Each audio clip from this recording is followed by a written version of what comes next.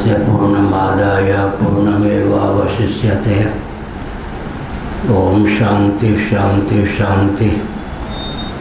नामापिते च मधुरम मधुरम स्वरूपम, कर्मापिते च मधुरम मधुरा स्मृतिश्च। बुद्धिं प्रबोधय प्रभो मधुबोध शक्तिं, विद्यां प्रयच्छ परमां परिभावयामि। कोमलं कूजयन् वेणुं श्यामलोऽयं कुमारकः, वेदवेद्यं परं ब्रह्म भासतां हृदये मम। कूजन्तं राम रामेति मधुरं मधुराक्षरम्, आरुह्य कविता शाखां वन्दे वाल्मीकिकोकिलं। निगमकल्पतरोर्गलितं फलं शुकमुखादमृतद्रवसंयुतं, पिबत भागवतं रसमालयं। मुहुरहो रसिका भुवि भावुकाः, चणादपि सुनीचेन तरोरपि सहिष्णुना। अमानिना मानदेन कीर्तनीय सदा हरि। नारायणाखिल गुरो भगवन् नमस्ते। शिवाय नमः शिवलिंगाय नमः। तन में मन शिव संकल्पमस्तु, सर्वे भवन्तु सुखिनः। श्री राम जय राम जय जय राम। श्री राम जय राम जय जय राम। श्री राम जय राम जय जय राम। श्री राम जय राम जय जय राम। श्री राम जय राम जय जय राम। धर्म की जय हो, अधर्म का नाश हो, प्राणियों में विश्व का कल्याण हो। गौ माता की जय हो, गोहत्या भारत सर्वभूत हृदय धर्म सम्राट श्री स्वामी करपात्री जी महाराज की जय हो। श्री जगन्नाथ महाप्रभु की जय हो। श्री बलभद्र महाप्रभु की जय हो। भगवती सुभद्रा देवी की जय हो।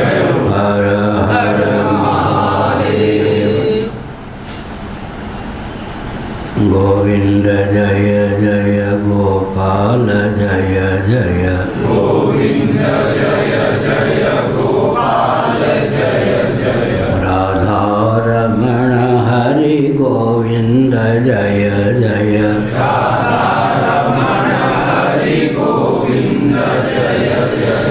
श्री कृष्ण गोविंद हरे मुरारे। श्री कृष्ण गोविंद नाथ नारायण वासुदेव।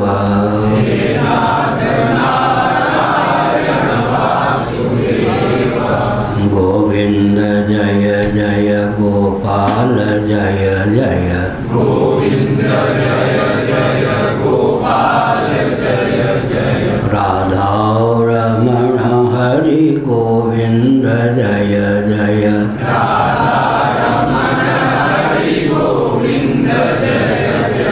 गोविंद जय जय गोपाल जय जय। गोविंद जय जय गोपाल जय जय। राधा रमण हरि गोविंद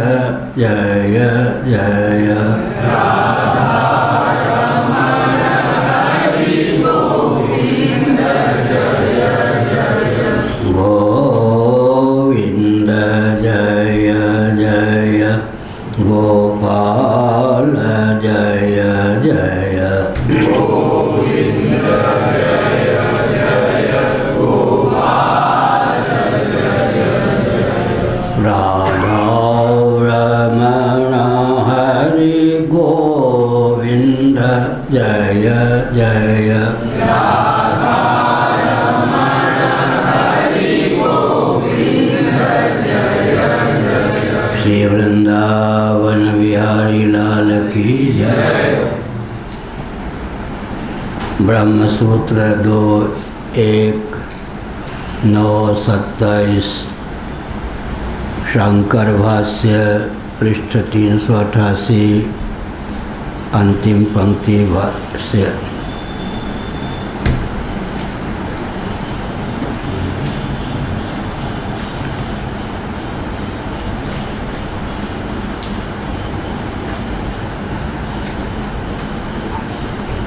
पहले से संदर्भ है।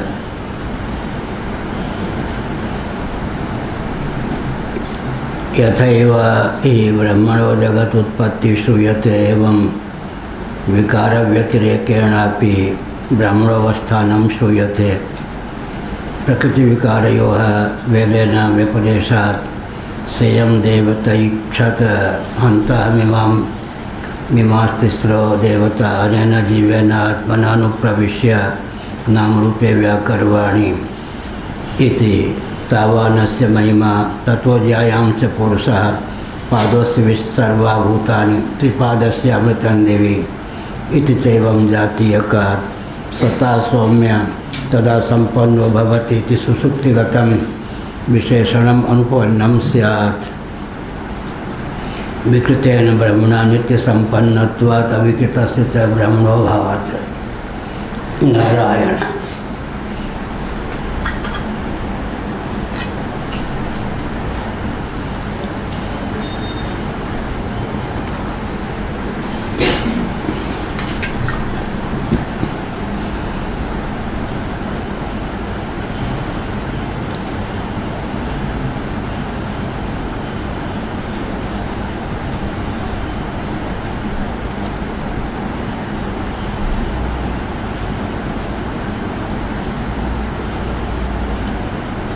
श्रुतेस्तु शब्द मूलत्वात्। ब्रह्म जो है श्रुति मूलक है। श्रुतियों के द्वारा ही ब्रह्म का बोध संभव है। सर्वे वेदा यत्पदमामनन्ति वेदैश्च सर्वैरहमेव वेद्यः। धर्म और ब्रह्म ये दोनों वेदैक समधिगम्य मान्य हैं। धर्म भाव्य अनुष्ठेय या भाव्य है, साध्य है। अतएव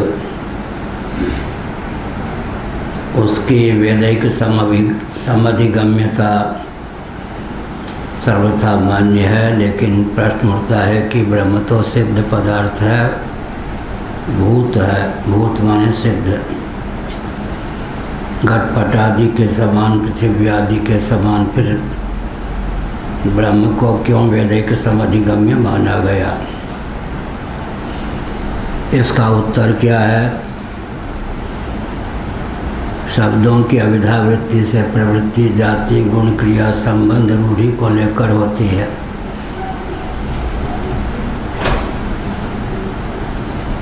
कल मैंने बताया था श्यामलाल की श्यामा गाय श्याम सुंदर के खेत में सुबह से हरी हरी घास चल रही है। इस वाक्य की प्रवृत्ति जाति को लेकर, गुण को लेकर, क्रिया को लेकर, संबंध को लेकर, रूढ़ि को लेकर है। गच्छति इस ढंग से विचार करें तो चलने फिरने वाली गाय सिद्ध होती है, क्योंकि गाय को चलना फिरना बहुत पसंद है। खूंटे पर बांधकर भरपेट भोजन भी दें तो भी गाय प्रसन्न नहीं रहेगी। लेकिन बैठी हुई गाय में भी लक्षण नहीं जाएगा। इसीलिए यौगिक व्युत्पत्ति लभ्य जो अर्थ होता है रूढ़ार्थ के द्वारा बाधित हो जाता है। कहीं कहीं अधिकतर रूढ़ प्रबल होता है। यौगिक व्युत्पत्ति लभ्य अर्थ की अपेक्षा रूढ़ार्थ प्रबल होता है।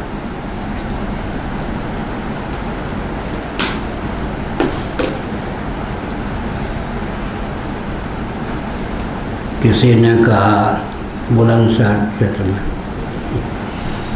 जो ब्रह्म को जानता है वो ब्राह्मण है। तो जन्म से ब्राह्मण क्यों माने? तो हमने उससे कहा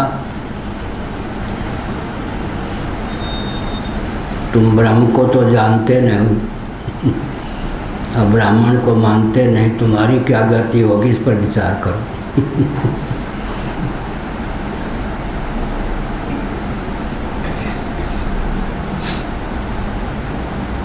पिछले दिनों हमने बताया था ब्राह्मण ब्रह्म शब्द को लेकर निष्पन्न होता है। परब्रह्म परमात्मा सच्चिदानंद का नाम भी ब्रह्म है, वेद का नाम भी ब्रह्म है, ब्राह्मण का नाम भी ब्रह्म है। तीनों ब्रह्म एकत्र हो जाएं तो सोने में सुगंध। जन्म से भी कोई ब्राह्मण हो, वेदज्ञ श्रोत्रिय हो और ब्रह्मनिष्ठ भी हो, समग्र ब्राह्मणत्व उसमें चरितार्थ।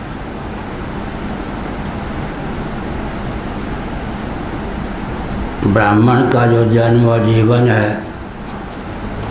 ब्रह्म कर्म गीता के 18वें अध्याय के अनुसार ब्रह्माभिव्यक्ति के सन्निकट है। शम दम आदि जो ब्रह्म कर्म है, ब्राह्मणों के कर्म हैं, प्रत्यासत्तिर्विशिष्यते ब्रह्म के अधिगम के सन्निकट हैं। तो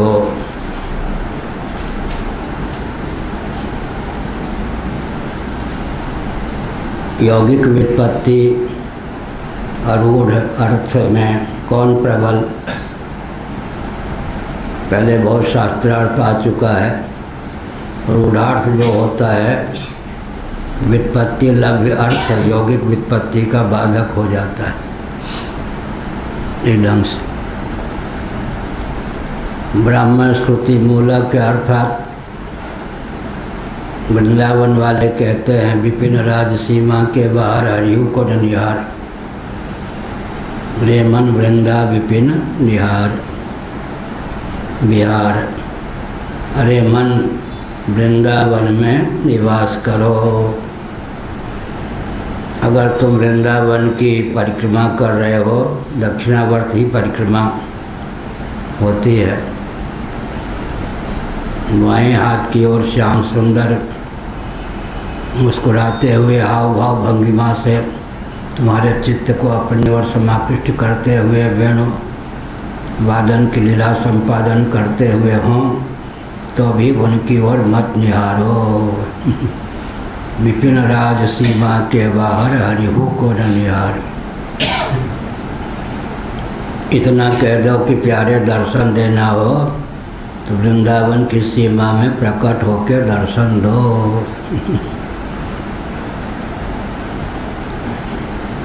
इसलिए ब्रजवासी कहते हैं श्री कृष्ण तो एक हैं, लेकिन द्वारकाधीश श्री कृष्ण भी श्री कृष्ण हैं, मथुराधीश श्री कृष्ण भी श्री कृष्ण हैं, ब्रजमंडलाधीश श्री कृष्ण भी श्री कृष्ण हैं, निकुंज मंदिराधीश श्री कृष्ण भी श्री कृष्ण हैं, निर्भित निकुंज मंदिराधीश श्री कृष्ण भी श्री कृष्ण हैं। 5 हो गए। भगवान कृष्ण एक होने पर भी अभिव्यंजक संस्थान के भेद से 5 श्री कृष्ण हो गए। कौन कौन? द्वारकाधीश 1, मथुराधीश 2, ब्रजमंडलाधीश 3, निकुंज मंदिराधीश श्री कृष्ण 4, निर्भित निकुंज मंदिराधीश श्री कृष्ण 5, ब्रजे वने निकुंजे च। इन वचनों के अनुसार सबसे प्रत्यक अंतरंग श्री कृष्ण कौन है? निर्भित निकुंज का अर्थ है राधा रानी विश्वानुनंदिनी। निर्भित निकुंजेश्वरी के अतिरिक्त किसी अन्य सखी की भी गति न हो, जहाँ निवृत्त निकुंज मंदिराधीश श्री कृष्ण सबसे उत्कृष्ट मान्य हैं। अभिव्यंग की अभिव्यक्ति अभिव्यंजक के अधीन होती है। अभिव्यंजक के तारतम्य से अभिव्यंग की अभिव्यक्ति में तारतम्य होता है। इस दृष्टि से कृष्ण और कृष्ण में भी अंतर हो जाता है। विपिन राज सीमा के बाहर हरिहु को न निहार।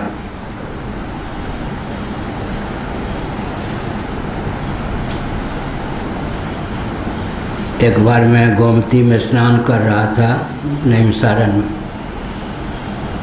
रेल के पुल के पास। वहाँ लोग डरते थे नहाने में, क्योंकि जहाँ पुल बनता है वहाँ चौड़ाई कम होती है, नदी की गहराई ज़्यादा होती है। लेकिन मैं अच्छा तैराकी था, वहीं स्नान करता था। फिर जो बाबा लोग मरते थे उनको वहीं बहाया जाता था, इसलिए भी लोग डरते थे वहाँ नहाने में। मैं नहाता था। इस पार आश्रम था 125 एकड़ का नैमिषारण्य, उस पार घोर जंगल, फिर 3 किलोमीटर दूर कोई गांव रहा होगा।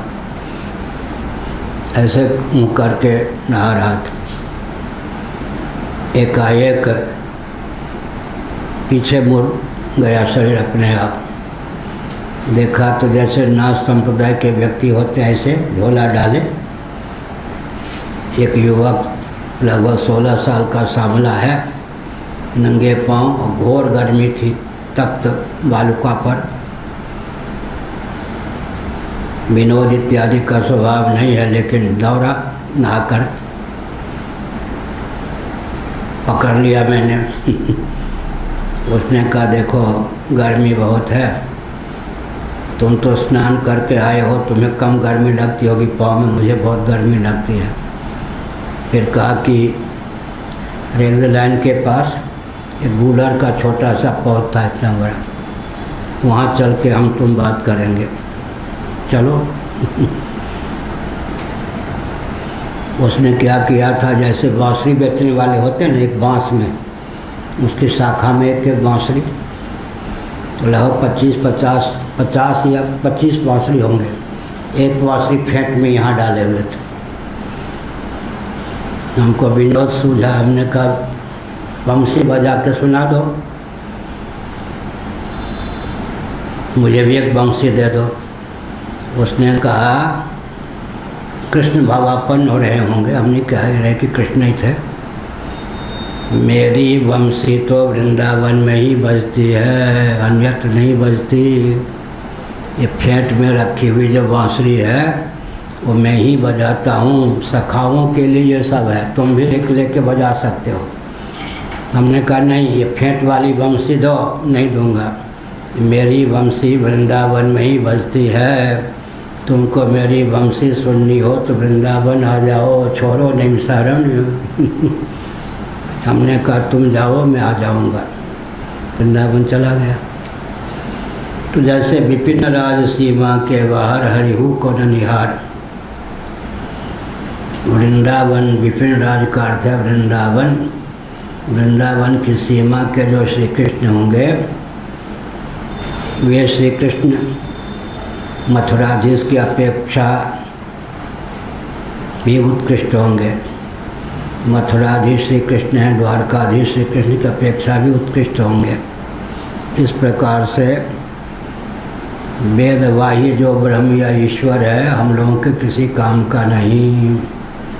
हमको ब्रह्म चाहिए तो विपिन राज माने वेदराज सीमा का चाहिए। वेदराज का अर्थ हुआ वेदों का शिरोभाग, औपनिषद ब्रह्म चाहिए। जहाँ तहाँ का ईश्वर नहीं चाहिए। ईश्वर और ईश्वर में भी आकाश पाताल का अंतर होता है। ईश्वर तो एक है, वस्तु शक्ति ज्ञान की अपेक्षा नहीं रखती, तथापि ईश्वर को लेकर मान्यताओं में आकाश पाताल का अंतर है। जैसे कि आत्मा को लेकर वैशेषिकों का जो आत्म तत्व है न सत्य है, न चित्त है, न आनंद है। आत्म तत्व है माने उनकी मान्यता के अनुसार जो आत्म तत्व है। वैशेषिकों के अनुसार निंदा नहीं कर रहा, उनके सिद्धांत का अनुवाद कर रहा हूँ। वैशेषिकों का आत्म तत्व स्वतः सत्य नहीं, स्वतः चित्त नहीं, स्वतः आनंद नहीं। सत्ता सामान्य के योग से सत्य है, ज्ञान नामक गुण के योग से चित्त है, सुख या आनंद नामक गुण के योग से आनंद है। उस आत्मा को लेकर क्या करेंगे, अर्थात वैशेषिक सम्मत आत्म तत्व से हमारा क्या उद्धार होगा। हम लोग जिसको आत्मा मानते हैं वो तो सच्चिदानंद स्वरूप। इसलिए ब्रह्मश्रुति मूलक है, श्रुति सम्मत औपनिषद सिद्धांत के अनुसार जिस ब्रह्म का प्रतिपादन होता है या हुआ है वही हमारे लिए ग्राह्य है, अन्य नहीं। या चल रहा था, लेकिन वह जो ब्रह्म है जगत बनाने वाला ही नहीं, जगत बनने वाला भी है, अभिन्न निमित्तोपादान कारण है। निमित्त भी वही, उपादान भी वही। बढ़िया। हमने पिछले दिनों उदाहरण दिया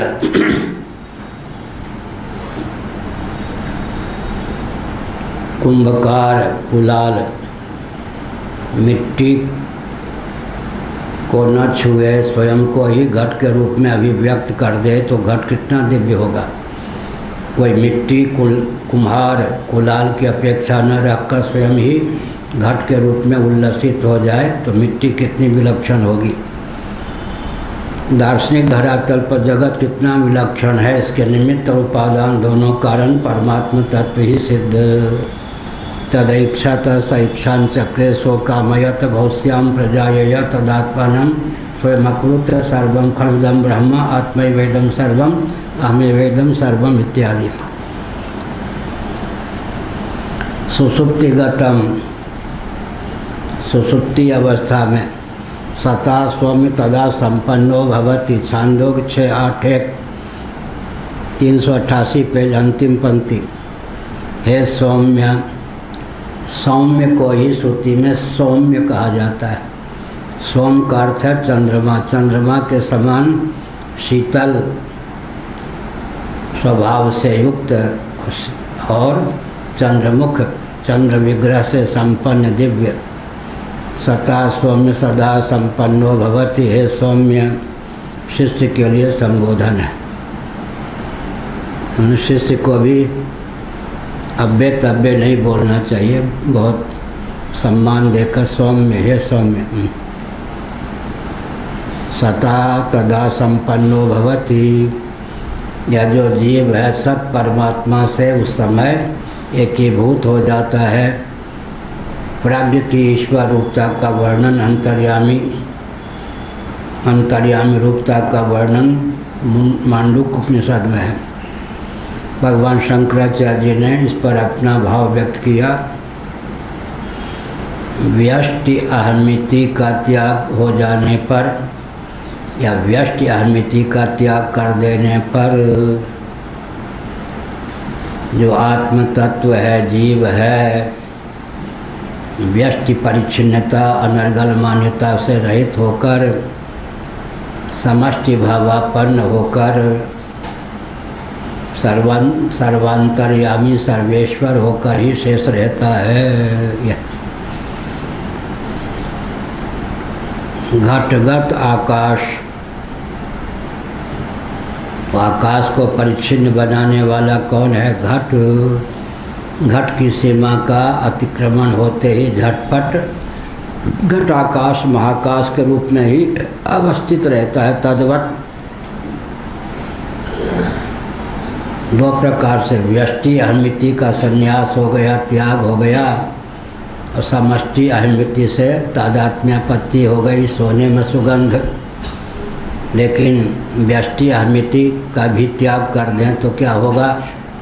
जैसे घट ही न रहे तो घटगत आकाश महाकाश के रूप में ही शेष रहेगा। इसलिए सुसुप्ति की महिमा इतनी क्यों है? अहमिच प्रसुप्ते कहाँ लिखा है? श्रीमद् भागवत 11वां स्कंध। गाढ़ी नींद में अहम सो जाता है। अहमिच प्रसुप्ते, अहम के सो जाने पर यह जो जीव है, प्राज्ञ नामक जीव है, परमात्मा होकर ही शेष रहता है। व्यष्टि व्यष्टि अहमिति के शांत होते ही समष्टि भावापत्ति स्वतः हो जाती है। जैसे कि अनात्म वस्तुओं के अनुरूप आत्म मान्यता का त्याग होते ही आत्मानुरूप आत्मस्थिति स्वतः हो जाती है। अनात्म वस्तुओं के अनुरूप आत्म मान्यता का त्याग होते ही आत्मानुरूप आत्मस्थिति स्वतः हो जाती है। चक्रवर्ती जी क्या कहा है? व्यष्टि अहमिति का त्याग करने पर सृष्टि में अपने आप ही तादात्म्य हो जाती है। जैसे आत्मानुरूप अनात्मा वस्तु से सुसुप्ति में व्यष्टि अहमिति शांत हो जाती है तो अपने आप यह जो प्राज्ञ नामक जीव है ईश्वर भावापन्न होकर शेष रहता। घटाकाश से घट का कर्षण कर लेने पर सूक्ष्म बुद्धि के द्वारा ही तो घटाकाश महाकाश होकर ही शेष रहेगा या नहीं। व्यष्टि अहमिति कक्ष के कारण ही तो आकाश निबद्ध सा परिलक्षित होता है। कक्ष न रहने पर कक्षाकाश मठाकाश महाकाश होकर ही शेष रहता है। ऐसे ही सुसुप्ति के लिए क्या कहा गया भागवत के एकादश स्कंध में? अहमिच प्रसुप्ते। अहम प्रसुप्त हो जाता है तब सुसुप्ति होती है। अहम यदि फुदकता ही रहे तो गाढ़ी नींद होगी क्या? अब जो श्री वैष्णवाचार्य हैं उनके लिए विचित्र पहली है कौन? या वाक्य अहमिच प्रसुप्ते। वो अहम को ही आत्मा मानते हैं और उनका माना हुआ आत्म तत्व सुसुप्ति तक ही नहीं पहुंच पाता है। 24 घंटा भी जो टिक ना सके उसमें आत्मा होने की योग्यता नहीं होती। आत्मा होने की योग्यता किसमें होती है? तीनों अवस्थाओं में अर्थात तीनों कालों में रहे और भाष्य कोटि का ना हो। भाष्य कोटि का न होता हुआ तीनों कालों में तीनों अवस्थाओं में जिसकी विद्यमानता हो उसी में आत्मा होने की क्षमता होती है। तो मार्क्सवाद पर तो कम्युनिज्म पर तो गाढ़ी नींद का वेग ही पानी फेर देता है। कम्युनिज्म पर पानी फेरने के लिए गाढ़ी नींद का वेग ही क्यों पर्याप्त है? चेतना विशिष्ट शरीर को ही कम्युनिस्ट लोग देहात्मवादी चारवाक इत्यादि आत्मा मानते हैं। चेतना विशिष्ट शरीर का भान होगा सुसुप्ति में। विषय जन्य आनंद को ही आनंद मानते हैं। सक चंदन वनिता व्यंजनादि के अनुकूल परिरंभन से प्राप्त जो आह्लादी आनंद है उसी का नाम आनंद मानते हैं भौतिकवादी। लव जी शरीर को भुलाए बिना विषय जन्य आनंद को भुलाए बिना गाढ़ी नींद सुलभ होगी? गाढ़ी नींद सुलभ नहीं होगी तो आनंद जो है कितना भी उमरता क्यों न हो, ब्रह्मा जी को जितना आनंद प्राप्त है उतना आनंद भी मर्त्यलोक में किसी व्यक्ति को प्राप्त हो तो भी आनंद को भुलाए बिना पागल होगा या नहीं? दुख ही पागल बनाता है या सुख भी पागल बना देता है? सुख भी क्यों? जहाँ विषय जन्य आनंद होता है वहाँ तृप्ति होती है। भोक्ता भोग और भोग्य जहाँ तृप्ति होती है वहाँ अजहल लक्षणा दो या दो से अधिक द्वैत होता है। जहाँ द्वैत होता है वहाँ श्रम होता है। जहाँ श्रम होता है वहाँ खालिश प्योर निरस्य आनंद नहीं होता। विनय पत्रिका। सपने हो नहीं सुख द्वैत दर्शन बात कोटिक को कहे। हो गया ना, द्वैत पर पानी फिर गया। दुख ही नहीं, आनंद का कोई वरदान मांग ले तो भी अभिशाप ही है। आनंद भी पागल बना देगा। क्यों? विषय जन्य आनंद में भोगता हूँ, आनंद भोग्य है, आनंदानुभूति का नाम भोग है। तृप्ति के बिना आनंदानुभूति नहीं होगी। जहाँ तृप्ति होगी वहाँ द्वैत होगा, जहाँ द्वैत होगा वहाँ श्रम होगा, जहाँ श्रम होगा वहाँ खालिश प्योर निरत से आनंद नहीं होगा। सुख का कोई वरदान मांग ले तो अभी पागल हो जाएगा। अहमिति के गर्भ में जो ज्ञान है और सुख है वो सीमित है। गाढ़ी नींद के ज्ञान और सुख की क्या विशेषता है? अहमिति से अतिक्रांत सुख और ज्ञान की समुपलब्धि गाढ़ी नींद में है। गाढ़ी नींद में ज्ञान है या नहीं भृगु जी? तो वैशेषिक दर्शन टिक गया क्या गाढ़ी नींद में? क्यों? आत्म मन संयोग से ज्ञान की निष्पत्ति होती है। ज्ञान स्वरूप आत्मा नहीं है। आत्मा ज्ञान स्वरूप नहीं है। आत्म मन संयोग से ज्ञान की निष्पत्ति होती है वैशेषिकों के मत में। अब प्रारब्ध मूलक आत्म मन संयोग है। प्रारब्ध शिथिल होता है तब आत्म मन संयोग न होने के कारण गाढ़ी नींद की प्राप्ति होती है। तो गाढ़ी नींद में जड़ होकर आत्म तत्व शेष रहता है। एतावता ज्ञान की पहुँच गाढ़ी नींद में नहीं है। अगर ज्ञान की पहुँच गाढ़ी नींद में नहीं है तो जिसकी पहुँच तीनों अवस्थाओं में ना हो, अभास्य कोटि का हो तो अनात्मा है। इसलिए आत्मा ज्ञान स्वरूप न होकर जड़ है। उसका खंडन क्या होगा? सुखमहमस्वाप्सम न किंचित अवेदिशम मामप्यहम नाज्ञासिसम। इसका नाम क्या है? स्मरण परामर्श। नींद टूटने के बाद व्युत्थान दशा में परामर्श होता है, मन स्मरण होता है। सुखमहमस्वाप्सम, मैं सुखपूर्वक सोया। न किंचित अवेदिशम, मैंने कुछ भी नहीं जाना।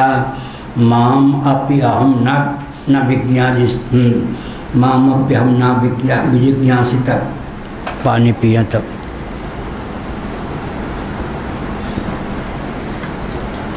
मैंने स्वयं को भी नहीं जाना। तब श्री वैष्णव लोग कहते हैं यदि गाढ़ी नींद में अहम है ही नहीं तब नींद टूटने पर मैं सुखपूर्वक सोया, अनुग्रह पूर्वक स्मरण कैसे होता है? जो अनुभविता होता है वही स्मरता होता है। इसका उत्तर क्या देंगे? वो कहते हैं कि गाढ़ी नींद में भी अहम होता है। हम लोग क्या कहेंगे? अगर अहम जगह ही रहे तो गाढ़ी नींद क्या होगी? पागले हो जाएगा व्यक्ति। ज्योतिष पीठ के मान्य जगत गुरु शंकराचार्य श्री कृष्ण बोधाश्रम जी महाराज ने मुझको पूछा, उन दिनों मेरा नाम ध्रुव चैतन्य था, कहाँ? वृंदावन में सन 72 में। कहो साहब, ईश्वर को क्या गरज पड़ी कि उसने गाढ़ी नींद बना दी? ब्रजवासी थे वो। कहो साहब, ईश्वर को क्या गरज पड़ी कि उसने गाढ़ी नींद बना दी? मैं चाहता तो उत्तर दे सकता था, लेकिन मैंने कहा भगवान मैं आपका बालक विद्यार्थी हूँ। आपने जो प्रश्न किया उसका उत्तर आपके श्रीमुख से सुनना चाहता हूँ। 45 मिनटों तक उन्होंने उत्तर दिया। उसका सारांश क्या है? जिन जीवों को निर्विकल्प समाधि प्राप्त नहीं होती, कदाचित उनको गाढ़ी नींद भी न सुलभ हो तो पागल हुए बिना न रहें। साधनहीन उन प्राणियों को जो अपने बलबूते पर निर्विकल्प समाधि नहीं प्राप्त कर सकते, उनको निर्विकल्प समाधि के विकल्प रूप में भगवान अनुग्रह करके गाढ़ी नींद प्रदान करते हैं, जिसके फलस्वरूप वो पागल होने से बच जाते हैं। चलें, ज़्यादा व्याख्या न करें। इति सुसुप्तिगतं विशेषणम अनुपन्नम स्यात् सता सौम्य तदा संपन्नो भवति। सत्तत्व से है सौम्य, उस समय आत्म तत्व एकीभूत हो जाता है। अगर अहम नहीं होता तो अहंग्रहपूर्वक स्मृति क्यों होती है? इसका उत्तर क्या है? यद्यपि अहम रूप से सुसुप्ति में नहीं होता, तथापि अहम बीजावस्था पन्न होकर शेष रहता है। बीज में जो अनुभूति होती है, बीजावस्था में जो अनुभूति होती है, उसका संस्कार बीजावस्था को प्राप्त रहता है। अतएव बीजावस्था जब फलीभूत होती है तब जाकर अहंग्रहपूर्वक स्मरण होता है। जैसे कि जमा हुआ जो जल हो उसमें इत्र डाल दें तो जमा हुआ जल जब पिघल जाएगा, या जमे हुए घी पर इत्र डाल दें मान लो, तो घी जब फैलेगा तो उस फैलने में भी इत्र का प्रभाव पड़ेगा। ऐसे सुषुप्ति में अहम की बीजावस्था को लेकर अनुभूति होती है। उस अनुभूति का जो संस्कार बीजावस्था में होता है, वो बीजावस्था विखंडित होकर द्रवावस्थापन्न जब होती है, तब जाकर बीजावस्था में अनुभूत अंग्रह के द्वारा स्मृत होता है। यह सब बहुत लंबा शास्त्र है। कहाँ से बोल रहे हैं? हमारे पूज्य गुरुदेव का ग्रंथ है अहमर्थ, उससे बोल रहे हैं। इति सुषुप्तिगतम विशेषम अनुपन्नम स्यात्। सुषुप्तिगत विशेषता का जो प्रतिपादन किया गया वह अनुपन्न होगा। यह इसका अर्थ क्या है?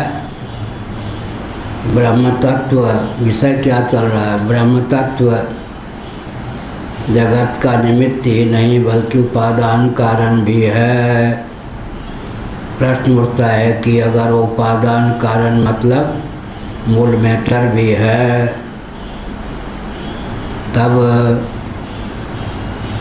निरवयव है या सावयव है? अगर निरवयव है तो फिर पूरा का पूरा ब्रह्म जगत बन जाएगा, तो ब्रह्म ही शेष नहीं रहेगा, मुक्तोपसिप्य। अगर सावयव है तो आंशिक परिणाम होगा जगत उसका, तो सावयव वस्तु की अनित्यता सिद्ध होगी। एक और मुक्तोपसिप्य ब्रह्म नहीं रहेगा, दूसरी ओर ब्रह्म नित्य नहीं रहेगा। यह पूर्व पक्ष है।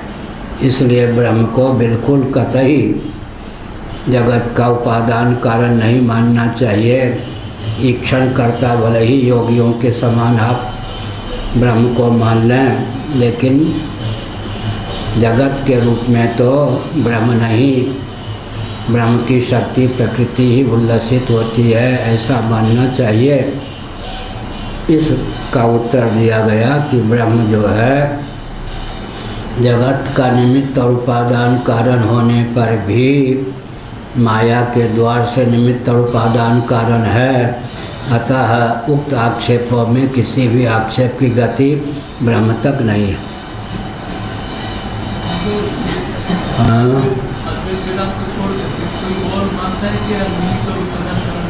क्या कह रहे?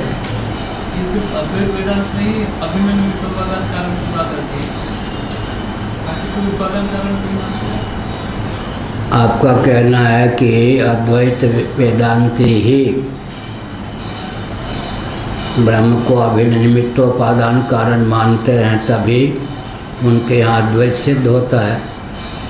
अगर आ गए द्वैतवादी त्यागी जी अभी ट्रेन है ना? हाँ, पधारी। 8:15 होने वाला, यात्रा सुमंगल हो गई। क्या पूछा आपने?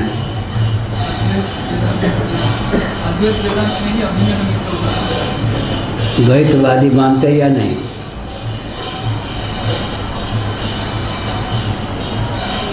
द्वैतवादी अगर ब्रह्म को जगत का अभिन्न निमित्तोपादान कारण माने तो द्वैत की सिद्धि ही न हो, और न माने तो श्रुतियों की संगति न लगे। तदैक्षत सईक्षां चक्रे सो कामयत। इन श्रुतियों के आधार पर ब्रह्म जगत का निर्माता निमित्त कारण सिद्ध होता है। और बहुश्याम प्रजाएया तदात्मानं स्वयं अकुरुत सर्वं खलिदं ब्रह्म आत्मैवेदं सर्वं वासुदेव सर्वम। इन वचनों के अनुसार वह उपादान कारण भी सिद्ध होता है। और ब्रह्मसूत्र क्या है? प्रकृति से प्रतिज्ञा दृष्टान्तानुपरोधात्। प्रकृति माने उपादान कारण, प्रकृतिश्चा, प्रकृति के आगे चा है, केवल निमित्त ही नहीं अपितु ब्रह्म, वेदांत वेद्य ब्रह्म जगत का उपादान कारण भी है। ऐसा आप क्यों कहते हैं? प्रतिज्ञा एक विज्ञान से सर्व विज्ञान की प्रतिज्ञा है। कस्मिन् विज्ञाते सर्वमिदं विज्ञातम भवति, एकस्मिन् विज्ञाते सर्वमिदं विज्ञातम भवति। या और दृष्टांत भी है क्या? मिट्टी के ज्ञान से घट आदि का ज्ञान हो जाता है, सुवर्ण के ज्ञान से सुवर्णाभूषण कटक मुकुट कुंडलादि का ज्ञान हो जाता है, रजत के ज्ञान से रजत से निर्मित पात्र और आभूषणों का ज्ञान हो जाता है। इस प्रकार दृष्टांत तो प्रतिज्ञा के बल पर वेदांत वेद्य जो ब्रह्म तत्व है जगत का निमित्त ही नहीं अपितु उपादान कारण भी है। अब इन श्रुतियों को नहीं मानेंगे तो द्वैतवादी रहेंगे। कट्टर द्वैतवादी कौन है? मध्वाचार्य। और द्वैत प्रधान अद्वैतवादी कौन है? श्री रामानुजाचार्य। उधर भी लगा दें श्री मध्वाचार्य, इधर श्री रामानुजाचार्य। द्वैत प्रधान अद्वैतवादी कौन हो गए? श्री रामानुजाचार्य विशिष्टाद्वैतवादी। केवल द्वैतवादी कौन हो गए? श्री मध्वाचार्य। या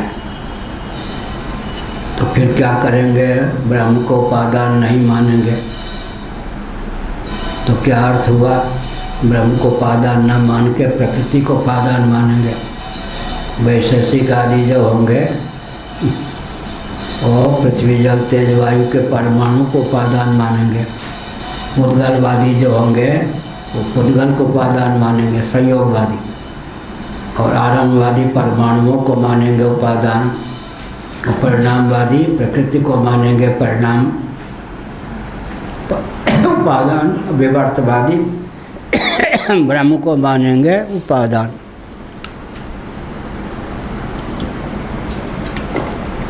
कितने वाद हो गए? संयोगवाद 1, आरंभवाद 2, परिणामवाद 3, विवर्तवाद 4। संयोगवादी बौद्ध जैन इत्यादि पुद्गल पृथ्वी आदि के सूक्ष्म रूप इन्हीं को मानते हैं। संयोग से जगत की रचना, पुद्गलों के संयोग से जगत की रचना हो जाती। पुद्गलवादी वो आरंभवादी नहीं है, पुद्गलवादी। और आरंभवादी कौन है? नैयायिक वैशेषिक। पृथ्वी जल तेज वायु का केंद्रीय जो परमाणु हैं वे जगत के आरंभक हैं। और परिणामवादी सांख्यवादी प्रकृति का परिणाम जगत है। विवर्तवादी हो गए वेदांती ब्रह्म का परिणाम जगत है या ब्रह्म का विवर्त जगत है। ऐसा विवर्तोपादान या परिणाम और परमाणु रूप को उपादान मानना। तो कितने हो गए? संयोगवादी, आरंभवादी, परिणामवादी, विवर्तवादी। 4 प्रकार के होते हैं वादी। सुसुप्ति अवस्था में सत से स्वयं एकीभूत होकर यह जीव रहता है। कारण भावापन्न होकर क्यों रहता है? व्यष्टि भाव की निवृत्ति हुई नहीं कि समष्टि भाव की प्राप्ति हो जाती है। समष्टि का चिंतन करने पर समष्टि भावापत्ति होती है।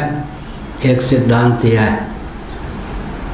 विश्व की वैश्वानर रूपता, तेजस की रणगर रूपता, प्रज्ञ की ईश्वर रूपता का चिंतन करने पर, तुर्य की ब्रह्म रूपता का चिंतन करने पर। दूसरा प्रकल्प क्या है?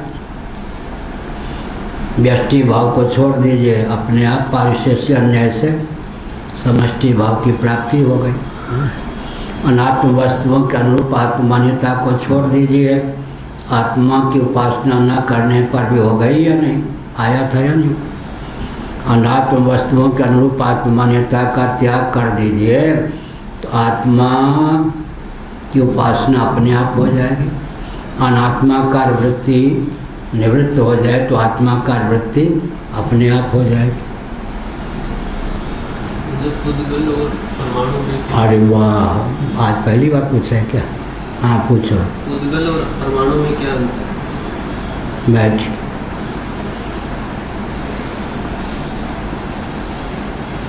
उद्गल के संयोग से मैंने बताया था कि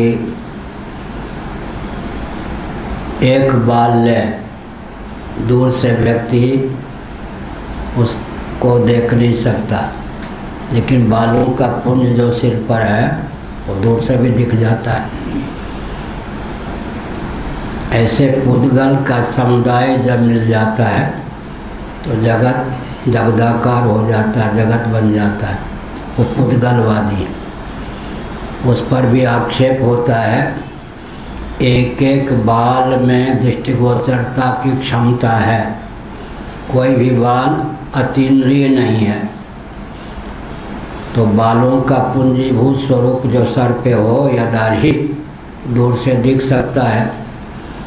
जब पुद्गल को अतीन्द्रिय मानेंगे तो अतीन्द्रिय पदार्थ किसी भी रेशियो में, अनुपात में समवेत हो जाएं तो भी इंद्रिय गोचर नहीं हो सकते। वो पुद्गलवादी हो गए। आरंभक पुद्गल नहीं होते, उनका पुंजीभूत स्वरूप ही प्रपंच के रूप में संस्कार वसात परिलक्षित होता, पुद्गलवादी हो गए। और यहाँ पर परमाणु जो है पृथ्वी जल तेज वायु के आरंभक होते हैं। परमाणु किसके आरंभक होंगे? द्वणुक के। द्वणुक भी अतीन्द्रिय, परमाणु भी अतीन्द्रिय। फिर द्वणुक किसके आरंभक होंगे? दो परमाणुओं के योग से द्वणुक, तीन परमाणुओं के योग से त्रसणेणु, इस प्रकार दो। फिर ये चलेगा, दो परमाणुओं के योग से द्वणुक हो गया, फिर द्वणुक के योग से त्रसणेणु हो गया। ऐसा त्रसणेणु आने पर दृष्टिगोचरता आ गई। आरंभक होते हैं परमाणु। परमाणुओं का पुंजीभूत स्वरूप जगत नहीं है, वो आरंभक होते हैं। अपनी विद्यमानता से जगत के आरंभक बन जाते हैं, आरंभवाद की जो प्रक्रिया है। और परिणामवादी होते ही हैं। प्रकृति का परिणाम जगत है, विवर्तवादी हम लोग हैं।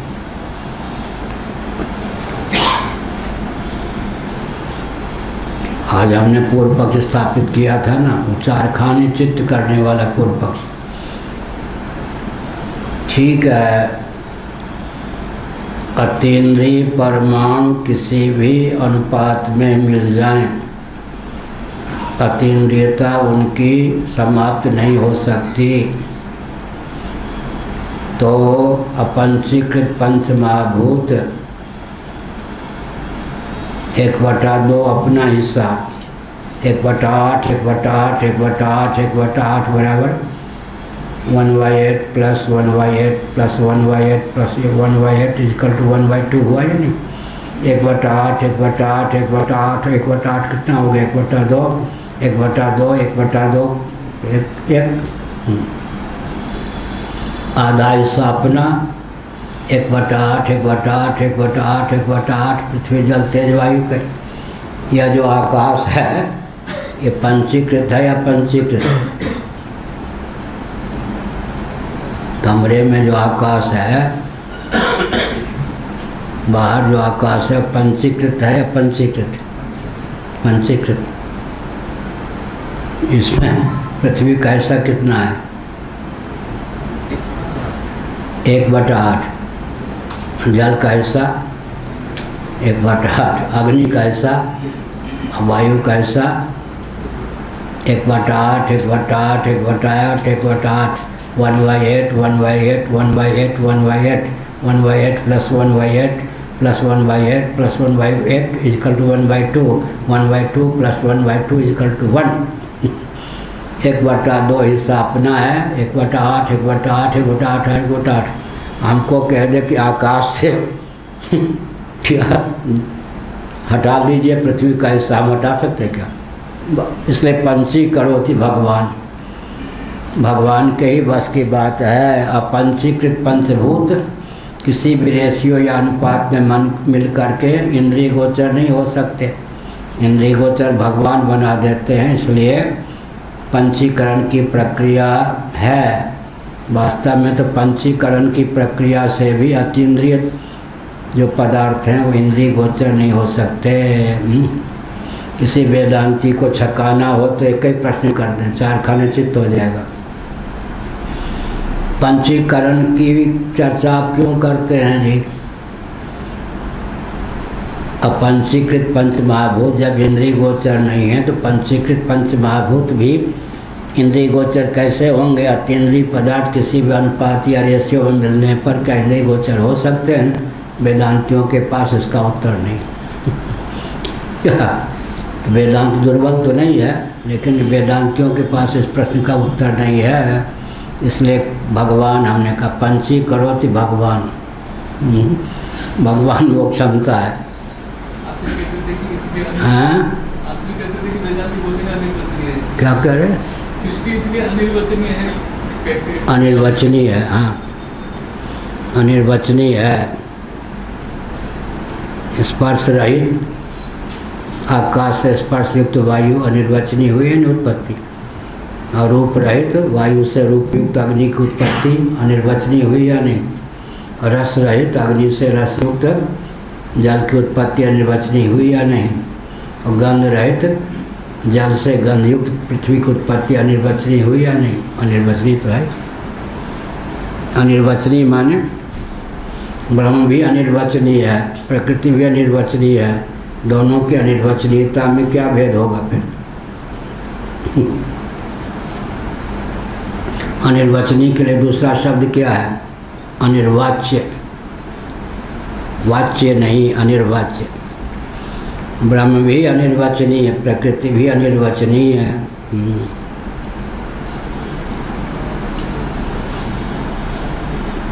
सत्यत्वेन असत्यत्वेन उभयत्वेन, तीनों विधा में।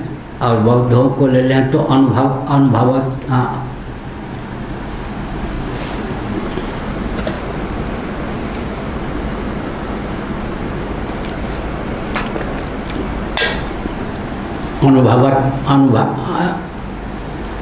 सत्य असत्य और उभय अनुभय, उभय को हटा देंगे तो अनुभय।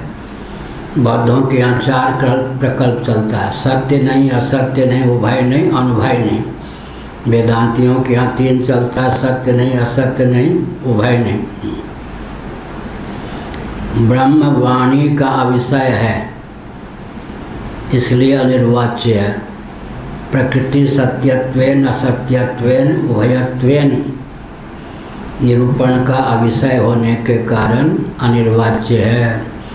इसकी अनिर्वाच्यता, प्रकृति की अनिर्वाच्यता मिथ्यात्व में हेतु है, और ब्रह्म का जो अनिर्वाच्यत्व है अधिष्ठानत्व में हेतु है। यह सब बहुत लंबा। इति सुषुप्तिगतम विशेषणम अनुपन्नम स्यात्, सुषुप्तिगत विशेषण की असिद्धि हो जाएगी। सत से एकीभूत होकर रहता है। यह त्रिपादस्य, ब्रह्म के 4 पाद हैं। नाम रूपात्मक 1 पाद, यही जगत है। बाकी 3 पाद जो हैं क्या हैं? अस्ति भाति प्रिय, सच्चित आनंद, ये अमृत हैं। जगत जो है एकांशेन स्थित है, ब्रह्म के 1 पाद में स्थित है।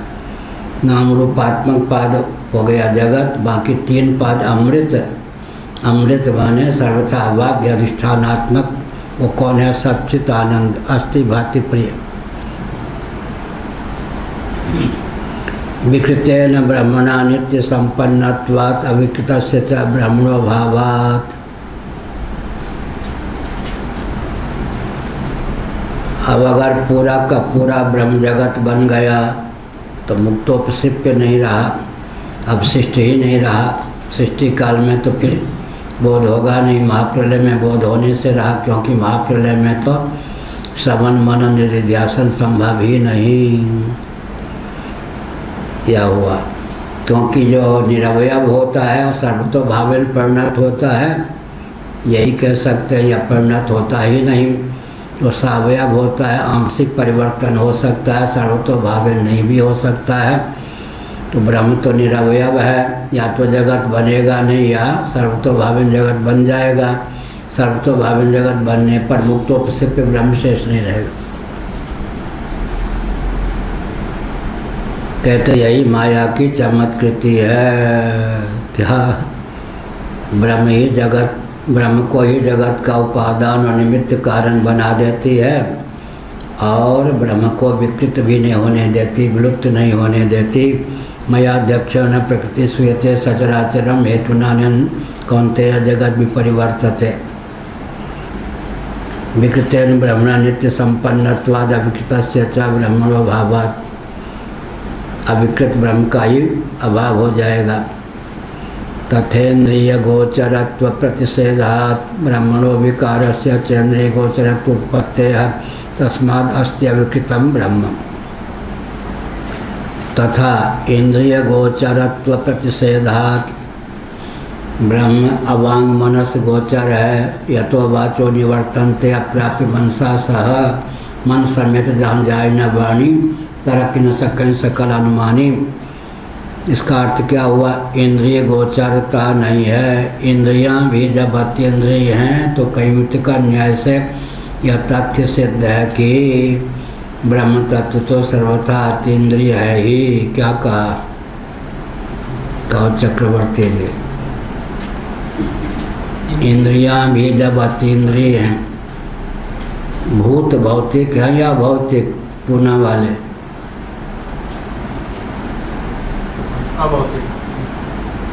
भूत के कार्य को भौतिक कहेगा ना, भूत तो भौतिक है। इंद्रियां अतीन्द्रिय हैं या इंद्रिय गोचर? ठीक है, बैठिए। तो ब्रह्मणो विकार से चंद्रिय गोचरत्वोपत्ति है। अगर जगत ब्रह्म का विकार है, इंद्रिय गोचरता आ ही जाएगी ब्रह्म में। और अगर नहीं है तो फिर क्या होगा? तथेन्द्रिय गोचरत्व प्रतिषेधात्। साढ़े 8 बजे होता है। ब्रह्म की इंद्रिय गोचरता का प्रतिषेध किया गया है। इसलिए अस्ति अविकृतम ब्रह्म। अविकृत ब्रह्म सृष्टि दशा में भी है। इसका अर्थ ब्रह्म जो है जगत का अभिनिमित्तोपादान कारण भी होता है, अमुक्तोपसिप्य होकर अर्थात ज्यों के त्यों अविकृत होकर शेष भी रहता है। माया उसको क्या करती है? चमत्कृत कर देती है, अर्थात उसी को अभिनिमित्तोपादान कारण के रूप में प्रस्तुत करके भी यथावत किसी प्रकार की विकृति संस्कृति का आधान किए बिना पूर्ववत शेष रखती है। अर्थात मुक्तोपसिप्त ब्रह्म सृष्टि दशा में भी शेष रहता है। पंचदशी के पहले प्रकरण के अनुसार